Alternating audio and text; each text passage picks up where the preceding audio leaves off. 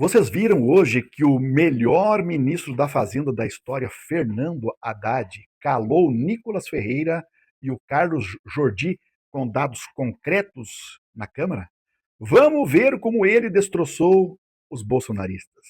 Eu sou o professor Djalma Cremonese e agradeço muito que vocês estão aderindo e seguindo o professor. Aproveite para compartilhar e comentar, para nós é muito importante. Então nós vamos contextualizar um pouco.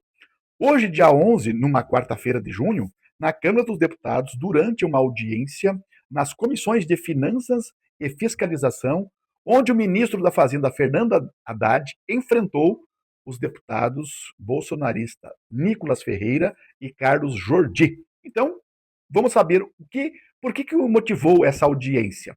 Haddad foi explicar a política fiscal do governo Lula, incluindo a revisão do decreto do IOF e medidas para equilibrar as contas públicas.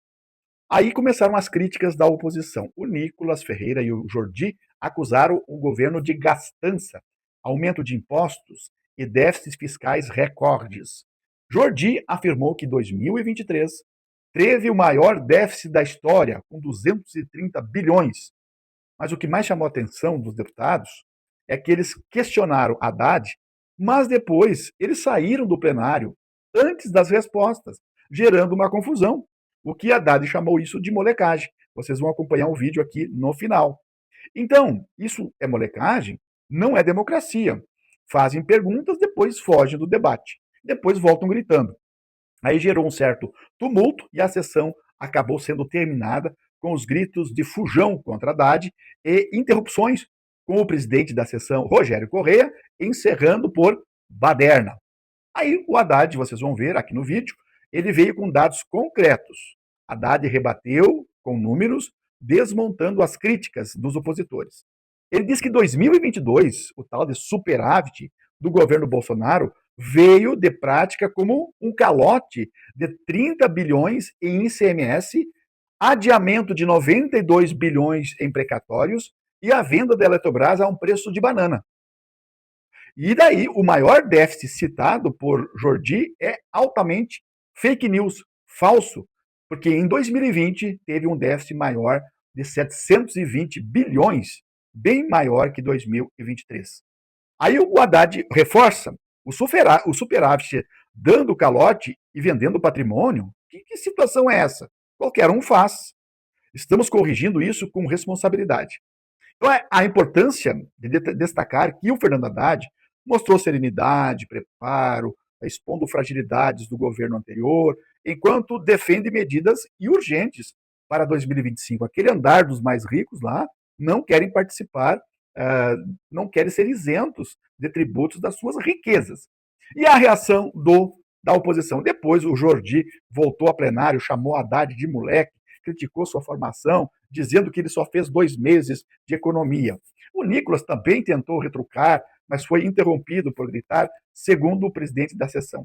E por isso nós estamos criticando a oposição, primeiro porque ela fugiu do debate técnico, preferindo sempre ataques pessoais e lacrações para o conteúdo nas suas redes sociais.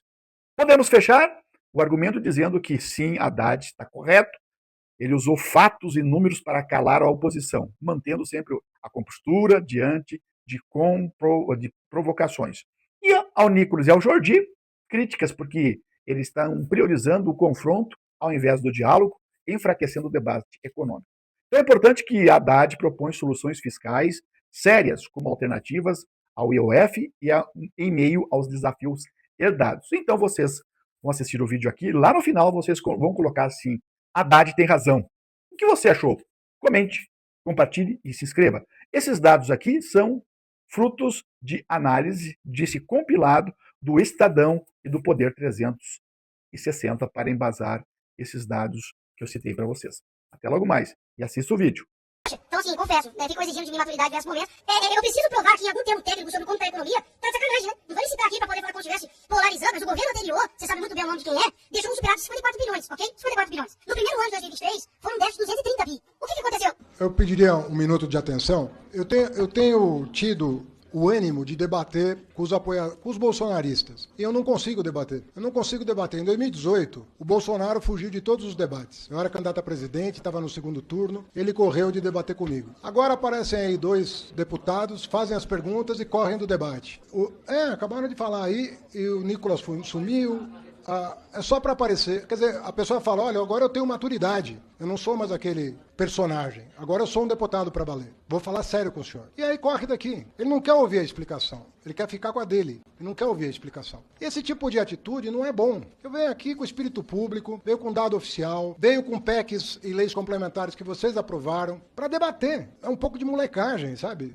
Isso não é bom para a democracia. Então, já que eles não estão aqui, quem sabe vocês mandem o recado para o Nicolas e para o Jordi aprender um pouco das contas públicas brasileiras. Vamos começar. Em 2022, eles estão alegando que teve um superávit primário. Por favor, doutor, ouça. Em 2022, o Jordi e o Nicolas falaram que teve superávit primário. A que custo? Vamos lá.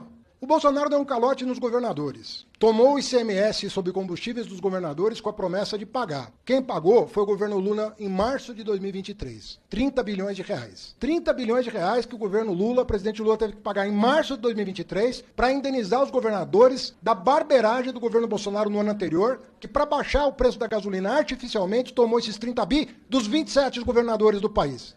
Quem teve que pagar foi o governo Lula. Onde estava o seu Nicolas e o seu Jordi nesse dia? Não estavam aqui votando? Onde eles estavam? O superávit primário de 22 também se deveu ao calote de precatórios, que somado com o calote de 24, porque não estava no orçamento de 24, e nem no de 23, e nem no de 22, foram 92 bilhões a mais. Onde estava o deputado Jordi e o deputado Nicolas? Quando o presidente Lula, em 2023, teve que pagar o calote de precatórios do Bolsonaro. O superávit de 22 também teve outras 2 razões. A barberagem da venda da Eletrobras, vendeu na Bacia das Almas, uma das empresas mais importantes do Brasil, e depenaram a Petrobras com a distribuição de dividendo que superou 200 bilhões de reais num único ano de distribuição de dividendo. Queridos amigos e amigas, assim qualquer um faz superávit primário. Dando calote, vendendo patrimônio público, tomando dinheiro de governador, esse é o padrão de qualidade econômica do governo Bolsonaro. Deve ser uma grande brincadeira o que o Nicolas e o Jordi falaram. Uma grande brincadeira. Isso não é correto. Querer fazer o Bolsonaro passar como estadista, nós vamos ter vergonha há muito tempo do quadro dele estar na galeria dos presidentes da República. É um absurdo o que esse homem fez em 2022 para ganhar a eleição e perdeu. Vai falar de barberagem por causa de fake news de Pix, com o patrocínio das Big Techs para atingir 300 milhões. Não tem 300 milhões de pessoas no mundo que falam português? Olha, nós estamos aqui com gente séria. Todo mundo que falou aqui está procurando um caminho para o país. Está procurando fazer um encontro de contas, botar as cartas na mesa. Esse tipo de postura, esse tipo de molecagem de Nicolas e Jordi, que correram do debate, não vai adiantar. Quem sabe eles apareçam aqui ou ouçam essa gravação no YouTube. Agora é simples mesmo ficar rindo aqui. Finalizo a penúltima parte do voto, a última antes da apresentação da